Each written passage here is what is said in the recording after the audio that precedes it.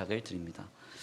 오늘 우리에게 주시는 하나님의 귀한 말씀은 요한복음서 18장입니다. 요한복음서 18장 33절에서 40절까지의 말씀입니다.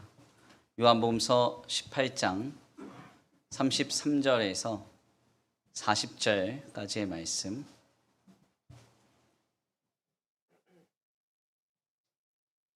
제가 가진 신약성경 180페이지입니다. 신약성경 180페이지 요한복음서 18장 33절에서 40절까지의 말씀입니다. 함께 다 같이 봉독해 올려드립니다. 시작. 이에 빌라도가 다시 관정에 들어가 예수를 불러 이르되 내가 유대인의 왕이냐? 예수께서 대답하시되 이는 내가 스스로 하는 말이냐? 다른 사람들이 나에게 대하여 내게 한 말이냐? 빌라도가 대답하되 내가 유대인이냐? 내 나라 사람과 대제사장들이 너를 내게 넘겼으니 내가 무엇을 하였느냐? 예수께서 대답하시되 내 나라는 이 세상에 속한 것이 아니니라. 만일 내 나라가 이 세상에 속한 것이었더라면 내 종들이 싸워 나로 유대인들에게 넘겨지지 않게 하였으리라. 이제 내 나라는 여기에 속한 것이 아니니라. 빌라도가 이르되 그러면 내가 왕이 아니냐? 예수께서 대답하시되 내 말과 같이 내가 왕이니라. 내가 이를 위하여 태어났으며 이를 위하여 세상에 왔나니 곧 진리에 대하여 증언하려 함이로라. 무릇 진리에 속한 자는 내 음성을 듣느니라 하신대. 빌라도가 이르되 진리가 무엇이냐 하더라. 이 말을 하고 다시 유대인들에게 나가서 이르되 나는 그에게서 아무 죄도 찾지 못하였노라. 유월절이면 내가 너희에게 한 사람을 놓아주는 전례가 있으니 그러면 너희는 내가 유대인의 왕을 너희에게 놓아주기를 원하느냐 하니 그들이 또 소리질러 이르되 이 사람이 아니라 바라바라 하니 바라바는 강도였더라. 아멘. 할렐루야. 아멘. 할렐루야. 아멘. 오늘도 하나님의 예비하신 귀한 은혜가 있는 줄 믿습니다. 귀한 시간 하나님의 은혜로 새롭게 되시고 하나님의 귀한 말씀 가운데 힘을 얻고 변화받는 귀한 시간 되시길 간절히 축원합니다. 다 같이 믿음으로 선포하겠습니다. 다 잘 되고 있습니다. 하나님이 하십니다. 시작. 다 잘 되고 있습니다. 하나님이 하십니다. 아멘. 다시 한번 믿음으로 선포합니다. 진리가 생명입니다. 우리의 신앙이 가장 귀합니다. 시작. 진리가 생명입니다. 우리의 신앙이 가장 귀합니다. 아멘. 오늘 신앙이 가장 귀하기 때문에 하나님 앞에 나와 예배하러 나온 우리 성도들 모두에게 주님의 풍성한 은혜와 사랑이 더하여지시길 간절히 축원합니다. 오늘은 귀한 시간 귀한 말씀을 통하여서 진리가 무엇이냐, 진리가 무엇이냐라는 제목으로 하나님의 귀한 말씀 함께 나누고자 합니다. 제가 20살 때부터 교육전도사로 사역을 시작하였습니다. 그래서 어린 나이에 늘 교회당에 머물러서 교회 일만 감당하다가 25살의 나이에 군내 입대하기에는 늦은 나이에 군복무를 감당했습니다. 25살의 나이에 이제 군복무를 감당하면서 비그리스도인들과 생활을 하게 됐던 일은 제게 굉장히 인상적으로 남아 있는데요. 성인이 된 이후에 저는 집에도 잘 들어가지 않고 신학교와 교회 안에서만 주로 생활을 하다 보니까 늘 자연스럽게 믿는 성도들과만 조우를 하고 교제를 했었습니다.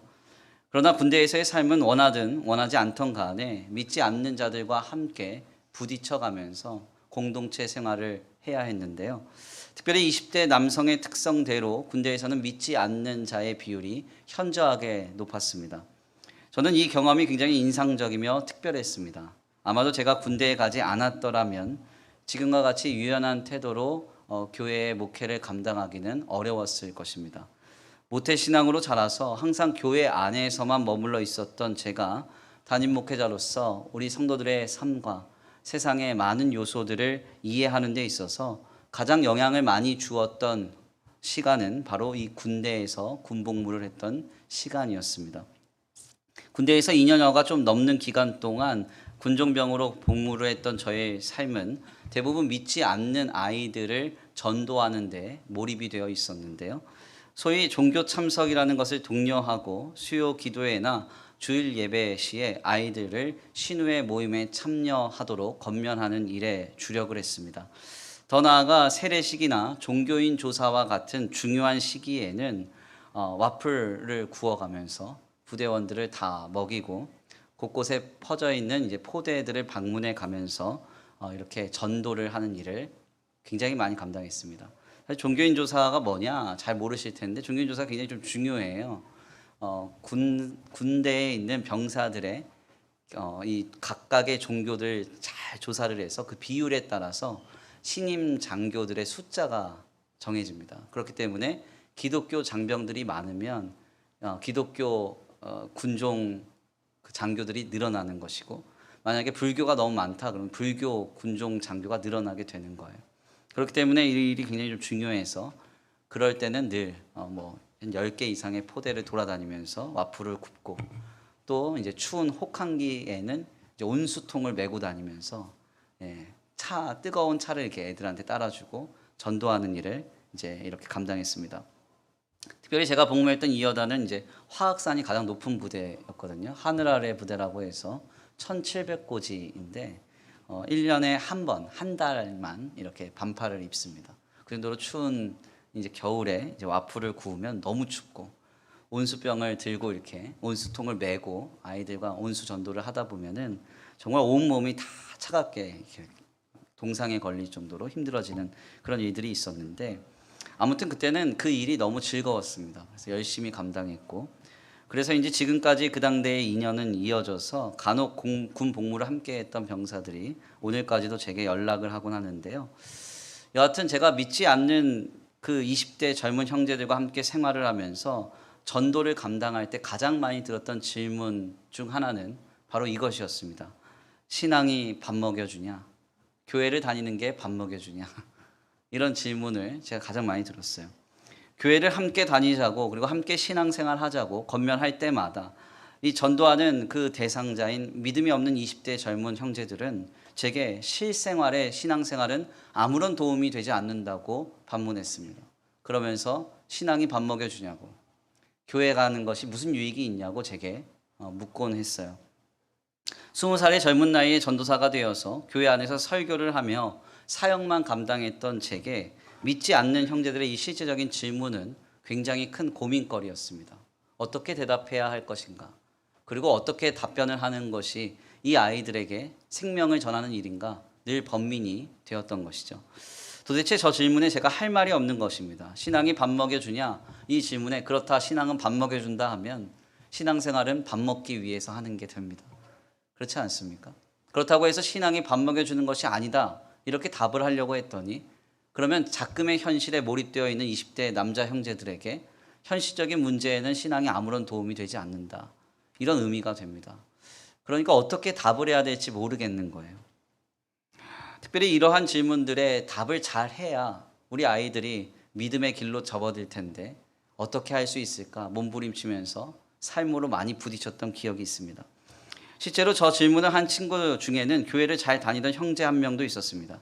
군 입대 전에 사귀었던 여자친구가 있었는데요. 소위 일말상초라 그래요. 일병말 상병초에 갑자기 여자친구가 연락이 안 되는 것입니다. 그래서 이 형제가 밤이고 낮이고 시간만 나면 교회당에 와서 기도를 하기 시작했어요. 막 울면서 왜 연락이 안 되냐고, 하나님 도와달라고 막 기도를 합니다. 군종장교 목사님은 제게 제 잘 주시해서 봐라, 무슨 일 벌어질지도 모른다. 결국은 그 여자친구가 고무신을 거꾸로 신었습니다. 그래서 이 소문이 부대에 파다하게 퍼졌어요. 너무 낙심하고 있으니까. 그렇게 울면서 늘 교회당에 와서 기도했던 형제의 여자친구도 도망갔다는 거예요. 이 사실을 다 듣고 있었던 부대원들이 제게 말했습니다. 거봐라, 신앙이 밥 먹여주냐? 무슨 도움이 되냐? 저한테 묻는 것입니다. 아마도 지금으로부터 약 10수년 전 제가 들었던 이 질문은 우리 성도들의 삶의 자리에서 여전히 들려지고 있을 것입니다. 어떠한 상황과 조건 속에서 미혹되고 도전됩니다. 신앙은 밥 먹여줍니까? 교회에 다니는 것이 어떤 유익이 있습니까? 때때로는 우리와 가까운 사람들, 사랑하는 자녀나 배우자를 통해서 이러한 도전이 우리에게 전해집니다. 믿음이 도대체 어떤 도움을 줍니까? 아무런 도움이 없지 않습니까? 우리에게 들려지는 이 질문 속에서 우리는 어떻게 답하고 계신가요? 우리 성도들이 그런 질문을 들을 때마다 그냥 저냥 내버려 두고 그냥 덮어두고 시간 지나다 보면 하나님이 알아서 대답해 주시겠지, 하나님이 알게 하시겠지 하면서 그런 삶을 살아가고 계신가요? 이렇게 우리의 삶을 살아서는 안 됩니다. 하나님은 이러한 세상의 질문과 미혹과 도전에 우리가 몸부림쳐서 대답하라고 오늘 우리에게 믿음을 주셨습니다. 아멘입니까? 우리가 하나님을 알고 먼저 은혜를 받은 것은 은혜에 빚진 자로서, 그리고 구원받은 자로서 이 질문에, 그리고 이 미혹에, 이 도전에 대답하라고 우리를 하나님의 성도로 세워주신 거예요. 저는 군복무를 하는 동안 이 일에 지독할 정도로 치열하게 다퉜습니다. 때때로는 말로 치열하게 논쟁했습니다. 어느 날 이렇게 내무반에 들어갔더니요, 저희 군 동기가 저한테 시사저널 하나를 던지면서 이렇게 얘기하더라고요. 교회는 다 쓰레기야, 이러더라고요. 시사저널 메인을 보니까 우리나라의 유명한 교회와 목회자들의 각종 스캔들을 정리해서 다루고 있었습니다. 그 동기랑도 얼마나 말로써 많이 이렇게 논쟁했는지 몰라요. 때때로는 그 군복무하는 그 삶의 현장 속에서 삶으로 그들에게 왜 신앙이 최우선의 가치인지, 최고의 가치인지를 보였습니다. 밥도 굶어가면서 봉사했고요, 헌신했고요, 배고픈 아이들에게 음식을 만들어 주기도 하고 돈도 써가면서 아이들을 신앙의 길로 자꾸 독려했습니다. 앞서 말씀드렸던 그 화학산 부대 같은 경우는 보통 이제 와플 봉사를 한 2시간 내내 서서 하거든요. 근데 이게 구워지지가 않아요. 혹한기에는 너무 추워서. 땅에 있는 온수관이 얼거든요. 그래서 온수차가, 냉수차가 올라가서 물을 실어다 주는데 거기에서 한 4시간 내내 굽는 거예요. 그래도 원망하거나 불평하지 않았습니다. 그렇게 열심히 했던 이유는 오직 한 가지예요. 왜? 신앙은 최고의 가치이기 때문에. 밥을 먹는 일보다 더 귀한, 소중한 것이기 때문에 이것을 보이고 싶었습니다. 어떤 때에는 애매한 고난을 당하기도 했어요. 종교 참석을 독려하기 위해서 이등병 생활관에 들어갔는데 종교 참석 강요로 3일 동안 군기교육대에 가는 일이 벌어졌습니다. 신고를 당했어요. 군장 메고 열심히 연병장 뛰었습니다. 기합 넣어가면서. 그럼에도 불구하고 하나님께 원망하거나 불평하지 않았습니다. 왜 그런가? 믿지 않는 아이들에게 보여주고 싶었습니다. 신앙은 최고의 가치이고 무엇보다 소중한 것이고 우리가 알아야 하는 진리임을 알려주고 싶었습니다. 그렇게 몸부림쳤을 때 제가 전역할 때쯤, 제가 처음 왔을 때 한 15명가량 모였던 성황기지교회 신후에는 70명가량 모이는 공동체가 됐습니다. 이는 오늘 우리에게도 마찬가지입니다. 자녀가 신앙이 밥 먹여주냐 할 때 밥 먹는 것보다 더 귀한 게 신앙임을 보여주셔야 돼요. 내 배우자가 믿음이 없어서 믿음이 밥 먹여주냐 할 때 믿음보다 소중한 것이 없음을 내 삶으로 나타내 보여주셔야 합니다. 우리의 삶이 자리 곳곳에서 누군가가 교회를 다니면 뭐가 좋으냐, 무엇이 유익하냐 할 때 신앙이 최고의 가치이고 교회를 다니는 것이 가장 중요하고 소중한 것임을 오늘 우리의 삶으로 답변해야 하는 것입니다. 이 싸움은 내가 하는 거예요. 하나님이 대신해 주시는 것이 아닙니다. 내 자녀 내버려 두면 언젠간 하나님께 돌아오겠지. 그럴 리 없어요. 통계조사를 보면요, 한국교회의 기성 신자들 중에서 자녀 복음화율이 30%입니다. 10명 중에 3명만 복음이 전수되고 7명은 다 교회를 떠납니다. 누가 해야 돼요? 하나님이 해주신다고요? 착각하지 마십시오. 내가 하지 않으면 안 됩니다. 내 남편 돌아오게 하는 일 내가 하는 거예요. 내 아내 돌아오게 하는 일 내가 해야 되는 겁니다. 문제는 이 싸움과 도전이 고단하다는 겁니다. 우리는 우리 혼자 편하게 신앙생활하고 싶어요. 괜히 저항하고 부딪히고 씨름하기 싫습니다. 신앙의 도움을 받고 내 마음이나 내 삶의 형편에 뭔가 유익이 생기는 일이 신앙으로부터 비롯된다면 즐겁게 감당하겠지만 괜히 우리의 믿음을 지키고 진리를 나타내는 일에 우리가 부딪히고 갈등해야 한다면 그 자리는 떠나고 싶습니다. 그러나 하나님은 우리에게 말씀합니다. 네가 네 몫의 십자가를 지고 나를 따르라. 그때 하나님은 역사해 주실 것이라고 약속하고 계세요. 이 어려움의 싸움과 도전을 계속 감당하기 위해서는 한 가지 분명한 정체성이 있어야 합니다. 그것은 바로 내가 세상과 다른 존재라는 거예요. 아멘. 나의 본질과 나의 신분을 우리 하나님이 바꾸셨습니다. 죄와 사망의 종되었던 데에서 우리를 건지셔서 하나님의 자녀 삼으셨고 왕같은 제사장 삼으셨고 하나님의 나라와 거룩한 족속으로 삼으셨기에 우리는 세상과 본질과 신분이 다릅니다. 그렇기 때문에 우리는 마땅하게 부딪힐 수밖에 없고 갈등할 수밖에 없고 저항할 수밖에 없는 것이죠. 주님 안에서 우리의 믿음이 얼마나 귀하고 소중한지를 나타내고 몰입하며 답변하는 오늘 우리의 인생이 되기를 간절히 축원합니다. 세상과 비그리스도인들의 많은 질문과 비아냥 속에서 마음이 흔들리거나 낙심하지 마시고 우리의 신앙이 가장 귀한 것임을 나타낼 수 있는 오늘 우리의 삶이 되기를 간절히 축원합니다. 오늘 본문의 말씀은 바로 이러한 방향에서 우리에게 큰 도전을 줍니다. 본문 말씀에서 빌라도는 이제 로마 관정 밖에 있는 유대 종교 지도자들과 로마 관정 안에 있는 예수님 사이를 오고 가면서 심판과 재판을 감당하기 시작합니다. 29절 말씀과 33절 그리고 38절의 말씀을 보면 빌라도는 유대 종교 지도자들과 그리고 예수님 사이를 계속 오고 가면서 재판을 감당하고 있는데요. 이러한 과정 속에서 예수님을 향한 빌라도의 신문은 굉장히 의아한 형태로 우리에게 전해집니다. 그 내용 속에서 이 두 사람과의 대화가 전혀 소통이 되지 않음이 확인이 되는 것이죠.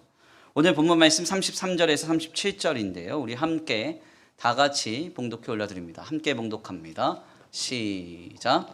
이에 빌라도가 다시 관정에 들어가 예수를 불러 이르되 네가 유대인의 왕이냐?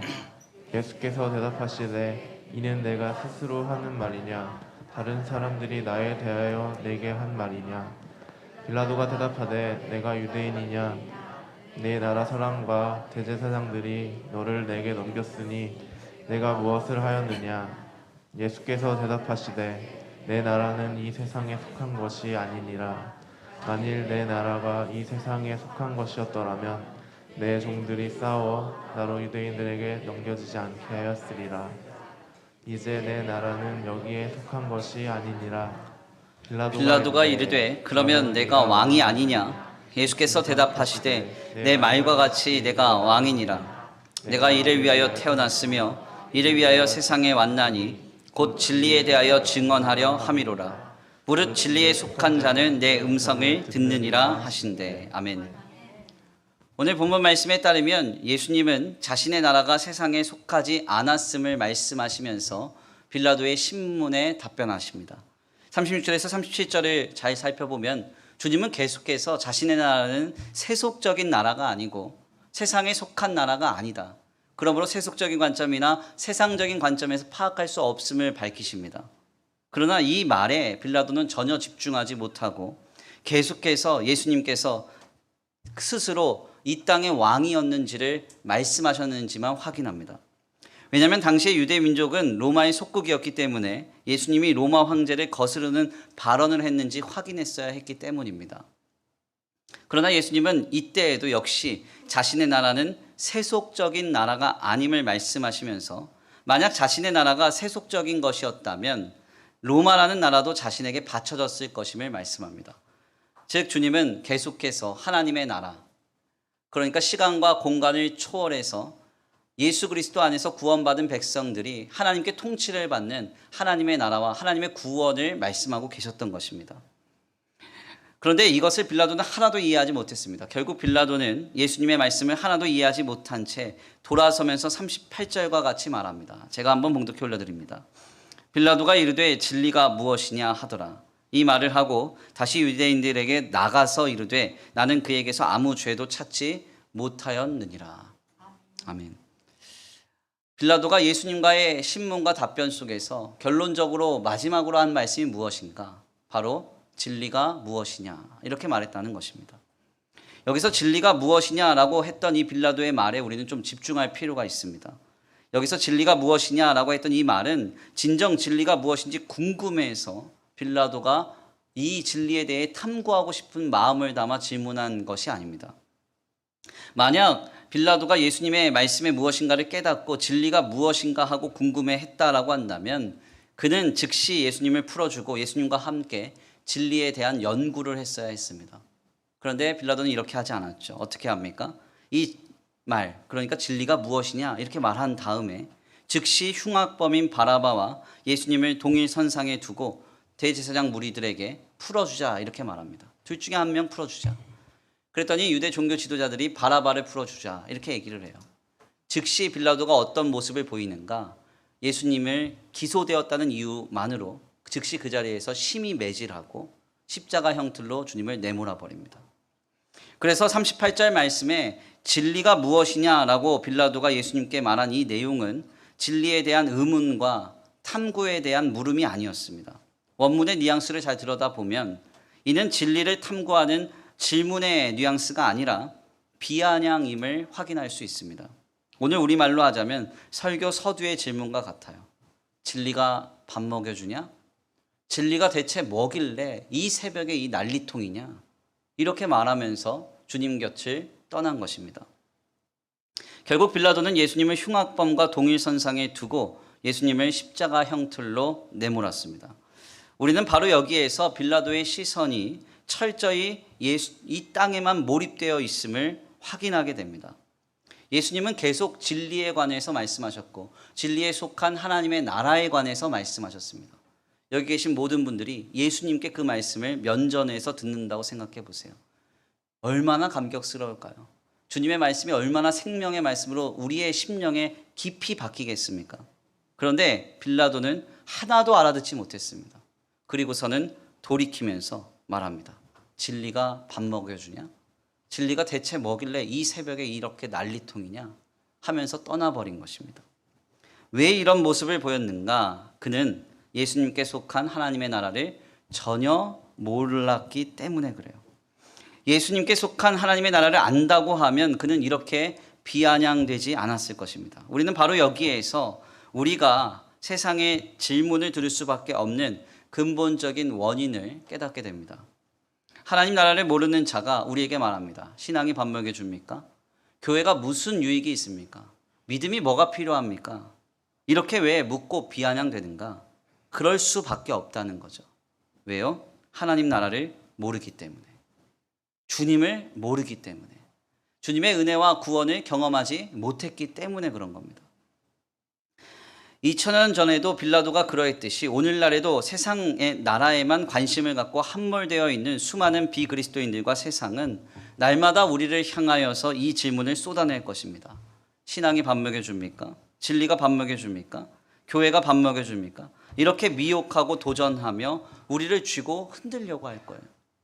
저도 그래서 사실 오늘 본문 말씀 준비하면서 설교 제목을 진리가 밥 먹여주냐 이렇게 정했다가 주보에 쓰려고 했더니 너무 불경스러운 거예요 이게. 그래서 그냥 지웠어요. 빌라도의 말로 다시 바꿨어요. 세상의 질문 그리고 믿지 않는 자들의 비난과 지탄, 비아냥은 당연한 겁니다. 왜? 주님을 모르기 때문에. 하나님을 모르기 때문에. 주님의 나라를 모르기 때문이에요. 여기서 중요한 점은 이들과 지나치게 충돌하거나 전쟁할 필요가 없다는 것입니다. 모르는 사람과 진리에 관해서 다투어봤자 손해를 보는 건 성도예요. 우리말에 흔히 그런 말이 있습니다. 서울을 안 가본 사람과 가본 사람이 싸우면 누가 이깁니까? 안 가본 사람이 이겨요. 왜냐하면 안 가본 사람이 더 확신에 차 있어요. 우리 교회가 지난 이제 상반기에요. 중동 레바논 선교를 좀 계획을 했습니다. 그래서 좋은 기회가 있어서 지원도 받고 아주 뭐 재정적으로도 편안한 비용에 다녀올 수 있는 좋은 기회가 있어서 제가 좀 연결을 했어요. TNF 선교회랑 이 연결을 했습니다. 그래서 레바논 그 난민 선교를 한번 다녀오면 우리 아이들이나 우리 장년부 분들에게 굉장히 큰 유익이 될 것 같다라는 생각이 들어서 제가 브릿지 역할을 했습니다. 근데 아무도 안 가셨어요. 왜 안 가셨느냐? 레바논 선교 위험할 것 같다. 중동 선교 어떻게 가냐는 거예요. 왜 하필 이슬람 선교 가냐는 거예요. 그런데 이 TNF 선교사님들하고 같이 이야기를 해보면 레바논 선교 하나도 안 위험하다는 거예요. 예, 경제적으로 너무 어려워서 난민 선교 가보면 처참할 지경인데 위험도가 너무 낮대요. 우리 교회가 미얀마 선교 자주 갔잖아요. 한 5년 연속 갔는데 미얀마가 기독교 박해 지수가 한 28위 정도 됩니다. 전 세계. 레바논은 한 42위 정도 돼요. 미얀마 가도 하나도 안 위험하다고 느꼈거든요.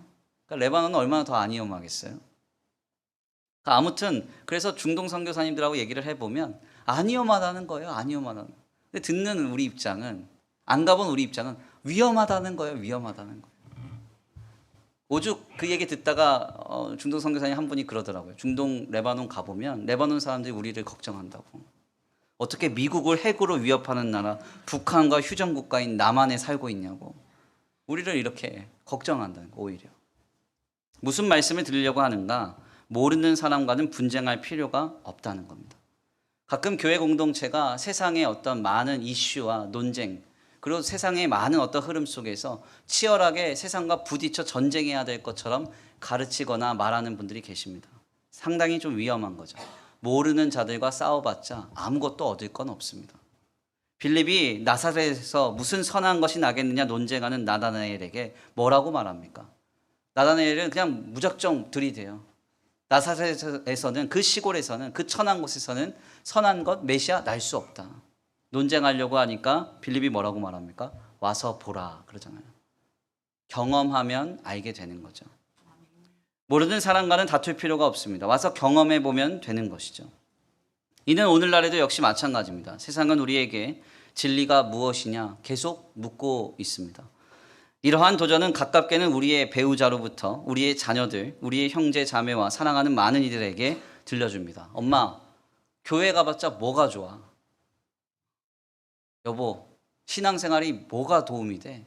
신앙이 밥 먹여줘? 이렇게 말해요. 멀리서는 세상의 수많은 미디어 매체와 문화를 통해서 우리에게 미혹되고 도전됩니다. 진리가 무엇이냐? 신앙이 밥 먹여주냐?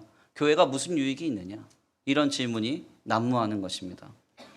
바로 이때에 우리가 보일 모습은 세 가지입니다. 낙심하지 말고 실망하지 말고 혼란스러워하지 말고 세 가지의 모습으로 나아가면 돼요. 먼저 첫 번째는요. 이러한 미혹과 질문을 당연하게 여기는 것입니다. 그 질문하는 것 당연한 거예요. 왜? 주님을 모르니까. 주님의 은혜를 경험하지 못했으니까요. 그리고 두 번째는 그들을 불쌍히 여기는 것입니다. 우리는 이미 은혜를 받아 주님을 알고 신앙을 당연한 것으로 여기지만 저들은 아직 은혜를 받지 못했잖아요. 그러니까 긍휼히 여기는 것입니다. 마지막 세 번째로는 내가 하나님 나라에 속한 자로 다만 살아가는 모습으로 우리의 삶에 답변을 주는 것입니다. 앞서 나눈 바와 같이 먼저는 당연히 여겨야 됩니다. 세상은 진리에 대하여 비아냥될 수밖에 없습니다. 왜냐하면 진리에 속한 하나님의 나라를 전혀 모르고 은혜를 경험하지 못했기 때문입니다. 모르기 때문에 어쩔 수 없이 우리를 한심하게 보고 미련하게 생각하고 우리를 향한 비난과 지탄 그리고 비아냥과 미혹을 그치지 않습니다. 중요한 점은 모르기 때문입니다. 당연하게 여기세요. 두 번째는 그렇기 때문에 그들을 불쌍히 여겨야 한다는 겁니다.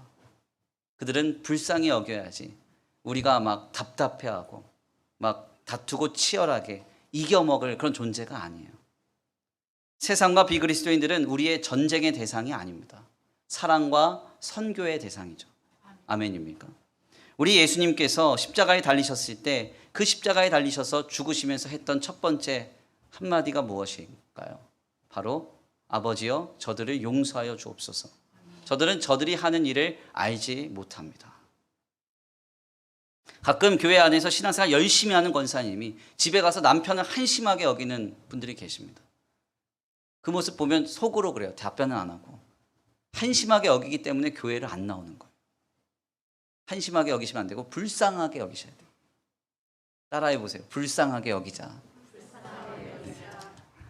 나는 은혜를 받아서 신앙을 알잖아요. 믿음이 귀한 거 알고 하나님이 귀한 줄 알잖아요. 그렇지만 내 남편은 아직 은혜를 못 받았기 때문에 주님을 모르는 거죠. 불쌍하게 여겨야 돼요.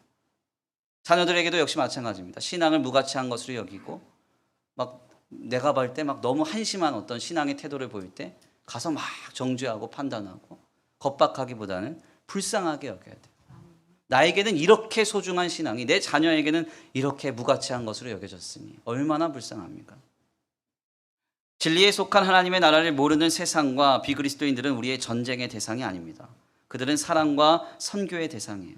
우리는 그들을 답답하게 여기고 치열하게 다투고 할 것이 아니라 불쌍하게 여기고 어떻게 하면 그들을 진리 안에서 품어낼지를 고민해야 합니다. 어떻게 하면 더 사랑할지, 어떻게 하면 진리의 길을, 생명의 길을 그들에게 보여줄지를 고민해야 한다는 것이죠. 결국 여기에서 세 번째로 우리가 보여야 할 모습은 하나님 나라에 속한 자로서 내가 살아감으로써 그들에게 대답하는 것입니다. 내 삶으로 대답하는 거예요. 세상이 무엇이라고 하든지 사람이 어떻게 평가하든지 오늘 우리의 삶이 물질적으로 세속적으로 어떤 형편에 있든지 하나님 나라에 속한 자로 내가 살아가는 것입니다. 그것이 그들에게 대답이 될 거예요. 우리 예수님의 마지막 모습이 그러하셨습니다. 세상 권세자들이 예수님을 수치와 비참으로 막 몰아세웠습니다. 정말 한심했습니다. 우리 예수님 거기서 저항하며 자신을 드러내고 전쟁하고 다투지 않으셨어요. 이사야의 말씀대로 묵묵히 도살당할 양처럼 끌려가시면서 하나님의 말씀을 하나하나 이루셨고 결국 십자가에서 나의 죄를 위하여서 돌아가시고 나를 구속하셨습니다. 이 현장을 잠잠히 묵도했던 한 로마의 백부장이 이렇게 말합니다. 마가복음서 15장 39절입니다. 예수를 향하여 섰던 백부장이 그렇게 숨지심을 보고 이르되 이 사람은 진실로 하나님의 아들이었도다 하더라. 아멘입니까? 하나님 나라에 속하신 모습으로 끝끝내 묵묵하게 신앙의 길을 걸어가신 그 예수님을 보고 그 십자가에 못 박는 일에 동참했던 로마의 백부장이 말합니다. 저 사람이야말로 하나님의 아들이다. 그렇게 말해요.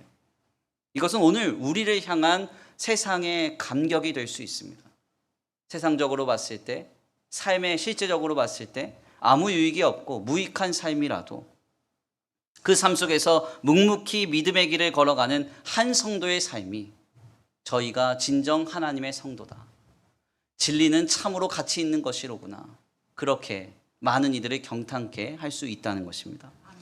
프랑스의 법학자이자 동시에 프랑스 개혁교회의 신학자였던 자크 엘릴이라는 사람이 이런 말을 남겼습니다. 그리스도인은 반드시 세상 속에 있어야 하지만 그렇다고 해서 세상에 속해서는 안 된다. 참 중요한 표현이죠. 우리가 하나님 나라에 속한 자로 묵묵히 살아갈 때 세상은 우리를 통해서 진리에 속한 하나님의 나라가 있음을 깨닫게 할 것입니다. 그리고 세상은 이걸로 답변을 얻게 될 거예요. 인정하게 될 것입니다. 우리가 그 예수님의 모습을 그리고 그 주님의 길을 걸어가야 하는 줄 믿습니다. 제가 오늘 주보를 작성하면서 칼럼에도 글을 하나 이제 실었습니다.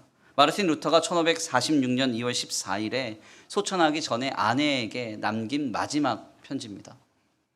뭐라고 말했느냐? 그러나 그들이 원하는 대로 말하고 노래하는 대로 내버려 둡시다. 우리는 하나님이 하실 일을 기다릴 것입니다.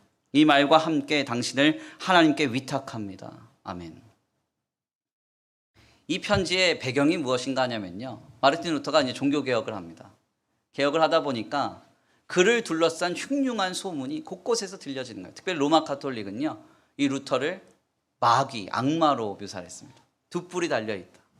예. 그리고 마귀다. 악마와 인간 사이에 서 있는 인간이 바로 이 루터다. 이렇게 얘기를 했습니다. 그가 하는 일들마다 좋지 않은 소문이 그를 막 휘감았습니다. 참 황당하죠.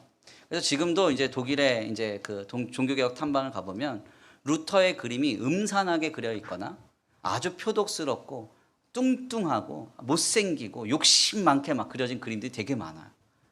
사실 그렇게 생겼다기보다는 그 당대의 사람들이 그렇게 소문을 낸 겁니다.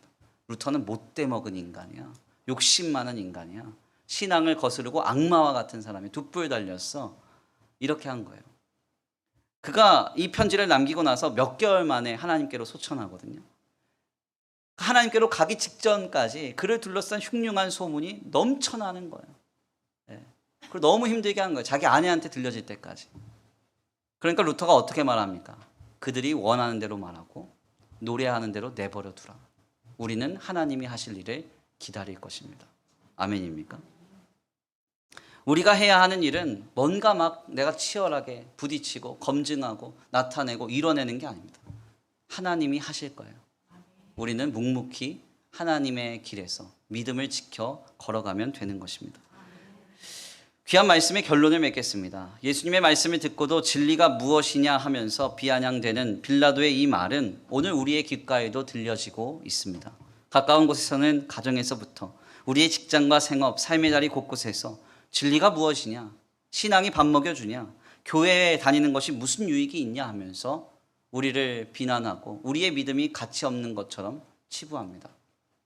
우리가 이 질문을 들을 때 깨닫는 것은 우리에게는 이토록 소중한 우리의 믿음이 세상에게는 아무런 가치가 없는 것으로 치부되고 있다는 것입니다. 왜 이런 일이 있을까요? 우리는 하나님께 속하여서 은혜를 받아 하나님의 나라를 알지만 저들은 하나님께 속하지 않고 은혜를 받지 못하고 하나님 나라를 모르기 때문입니다. 우리는 이러한 상황 속에서 낙심하고 실망하며 혼란스러워하기보다는 더욱 담대하게 나아가야 됩니다. 아멘. 우리는 우리 주님을 모르는, 그리고 우리의 주님의 나라를 모르는 자들이 말하는 진리가 무엇이냐 하는 말에 마음이 상해서는 안 돼요. 이 비아냥은 당연한 것입니다. 그러므로 우리는 이를 불쌍하게 여기고 긍휼하게 여기고 이 세상과 비그리스도인들 앞에서 다만 하나님 나라에 속한 자로 살아가면서 이 말에 답변하시면 되겠습니다. 빌라도 앞에서 묵묵히 하나님 나라에 속한 그리스도로서 십자가의 길을 걸어가신 예수님처럼, 그리고 그 십자가에서조차 자신을 못 박는 사람들을 불쌍히 여기고 기도하신 예수님처럼 오늘 우리가 하나님 나라에 속한 성도로서 세상을 긍휼히 여기며 참된 성도의 삶을 살아가는 우리 모두를 통하여 하나님은 진정한 진리와 그 진리의 가치를 보이실 줄 믿습니다. 오늘 이 신앙의 주인공 되시기를 간절히 축원합니다. 우리 이 시간 함께 귀한 말씀 붙들고 함께 기도하겠습니다. 찬양으로 결단하시겠는데요. 하나님, 그렇습니다. 우리는 지금 이 땅에 속하여 이 땅에서 살아가지만 세상에 속한 사람들이 아닙니다. 하나님 나라에 속한 줄 믿습니다. 하나님 나라에 속하여 하나님의 자녀가 되었기 때문에 세상이 알 수 없는 그 길, 너무나 이 소중한 신앙의 길을 묵묵히 걸어갑니다. 이것이 세상이 우리를 향하여 말하는 비아냥되는 그 질문에 답변이 되게 하여 주옵소서. 우리가 묵묵히 걸어갈 때 세상은 주님을 발견하고 주님 안에 있는 진리와 그 신앙의 가치를 발견하는 역사가 있게 하여 주시옵소서. 아버지, 이 시간 귀한 말씀 붙들고 함께 주님 앞에 나아갑니다. 이 길을 갈 수 있는 힘 주시고 능력 주시고 위로와 소망과 담대함을 주옵소서. 다 같이 결단하시면서 찬양의 가사를 생각하시고 고백하시고 말씀 붙들고 기도하겠습니다.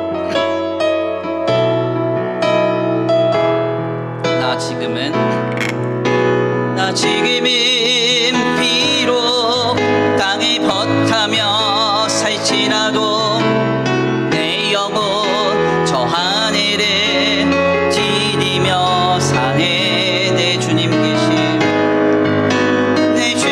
계신 눈물 없는 곳, 저 하늘에 숨겨둔 내 소망 있네. 보고픈 얼굴들 그리운 이름들 많이 생각나. 때론 가슴 터지도록 기다려지는 곳, 내 아버지 너른 날 맞으시는 저 하늘에 쌓아둔 내 소망 있네. 주님 그 나라에 이를 때까지 순례의 걸음 멈추지 않으며 어떤 시련이 와도 나 두렵지 않네. 주와 함께 걷는 이 길에. 아멘. 다시 한번 고백합니다. 지금은 비록 땅을 벗하며 살지라도 내 영혼 저 하늘을 디디며 사네. 내 주님 계신 눈물 없는 곳, 저 하늘에 숨겨둔 내 소망 있네. 보고픈 얼굴들 그리운 이름들 많이 생각나. 때론 가슴 터지도록 기다려지는 곳, 내 아버지 너른 날 맞으시는 저 하늘에 쌓아둔 내 소망 있네. 주님 그 나라에 이를 때까지 순례의 걸음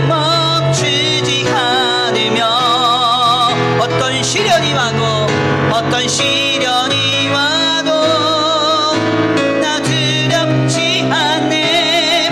주와 함께 걷는 이 길에 주님 그 나라에 주님 그 나라에 이를 때까지 순례의 걸음 멈추지 않으며 아멘 아멘. 어떤 시련이 와도 나 두렵지 않네. 주와 함께 걷는 이 길. 마지막으로 두 손 높이 들고 고백합니다. 주님 그 나라에 이를 때까지 순례의 걸음 멈추지 않으며 아멘 아멘. 어떤 시련이 와도 나 두렵지 않네. 주와 함께 걷는 이 길에 아멘. 우리 이 시간 함께 기도하기 원합니다. 하나님, 우리는 세상에서 살아가지만 세상에 속하지 않은 그리스도인입니다. 하나님, 그렇기 때문에 하나님을 알지 못하고 하나님 나라를 알지 못하는 수많은 사람들이 진리가 무엇이냐 하며 쏟아내는 질문 앞에 우리 흔들릴 것이 아니라 담대하게 믿음으로 묵묵히 신앙의 길을 걸어갑니다. 이것이 세상이 질문하는 바에 답변이 되기 원합니다. 비그리스도인들이 우리에게 던지는 도전 앞에 우리 삶이 답변이 되길 원합니다. 하나님, 묵묵히 십자가의 길을 걸어가신 예수님으로 말미암아 오늘 하나님의 나라와 주님의 구원의 그 귀한 가치가 드러났던 것처럼 주여 나를 사용하여 주옵소서. 우리의 인생을 사용하여 주옵소서. 우리 이 시간 다같이 결단하고 또한 아버지 다시 한번 간구하시면서 주여 한번 부르시고 통성으로 기도합니다. 주여 한번 부르시고 기도합니다. 주여, 사랑과 은혜가 많으신 하나님 감사합니다. 오늘 귀한 시간 귀한 자리로 주님 앞에 나와 하나님의 귀한 말씀을 상고합니다. 하나님, 그렇습니다.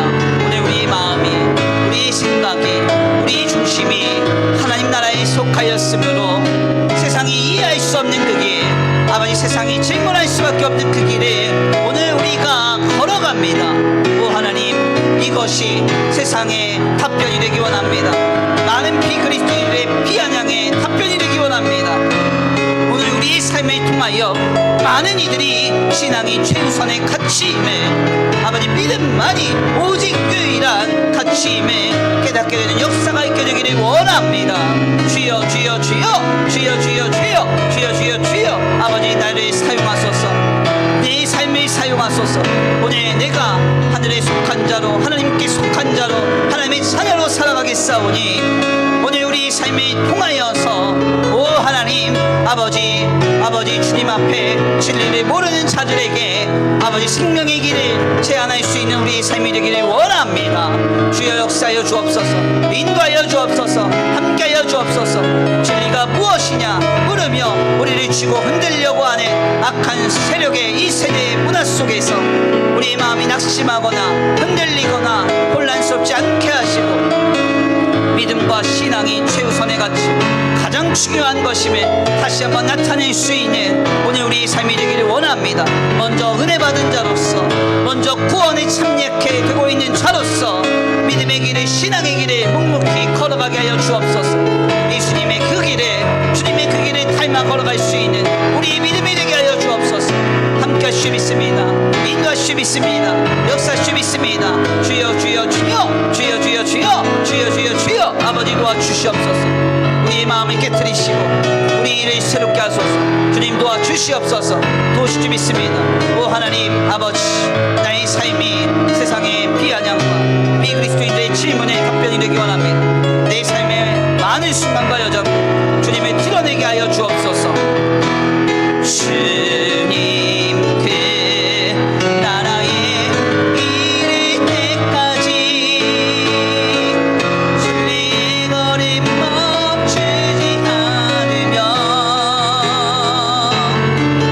어떤 시련이 와도 나 두렵지 않네. 주와 함께 걷는 이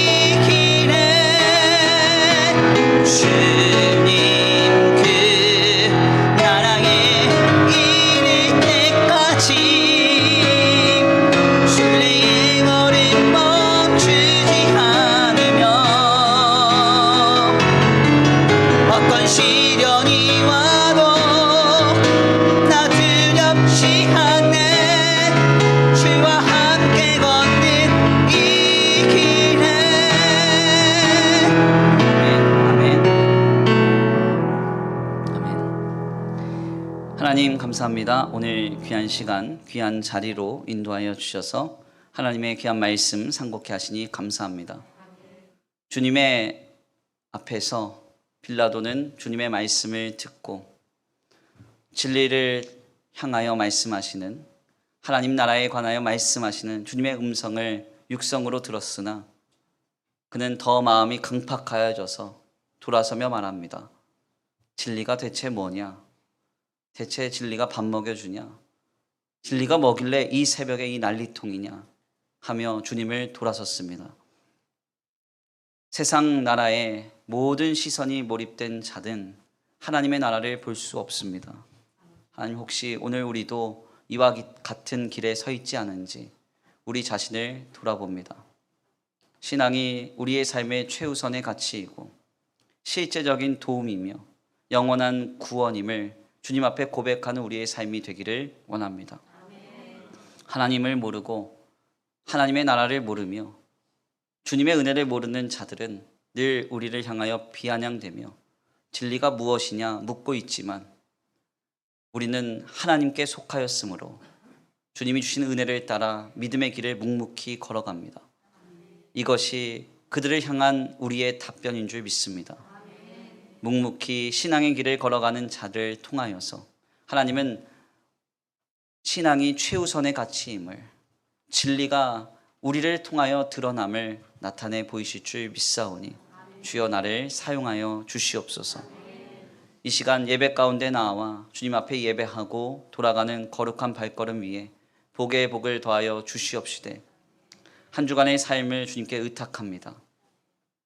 수많은 세상과 비그리스도인들의 질문과 비아냥 속에서 우리의 마음이 흔들리지 않게 하시고 아버지 상처받지 않게 하여 주시옵시되 하나님이 하실 일을 기대하면서 믿음으로 잠잠히 걸어가는 우리 성도들의 발걸음 위에 복의 복을 더하시고 한 주간의 삶의 모든 순간들 속에서 하나님의 살아계심과 역사하심을 나타내 보여 주옵소서.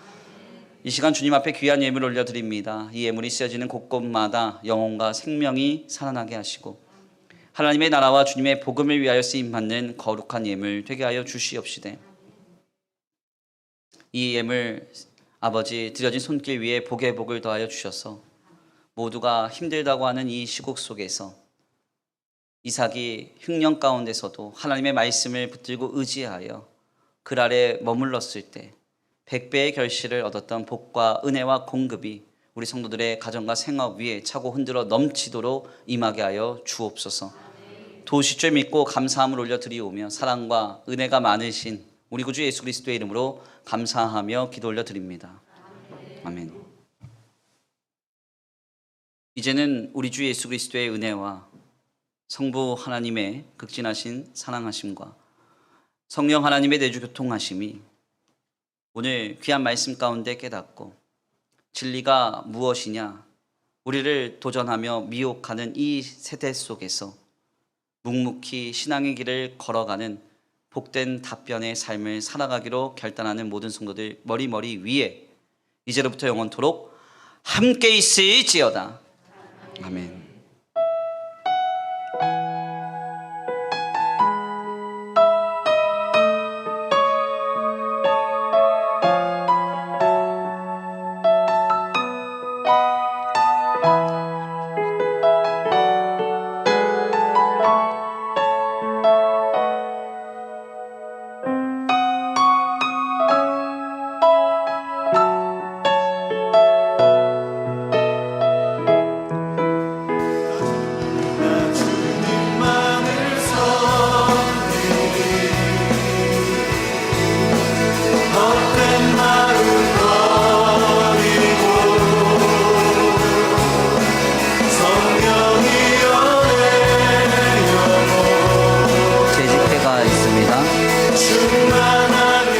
재직되시는 분들은 자리에 앉으셔서 재직에 참석해 주시기를 바랍니다.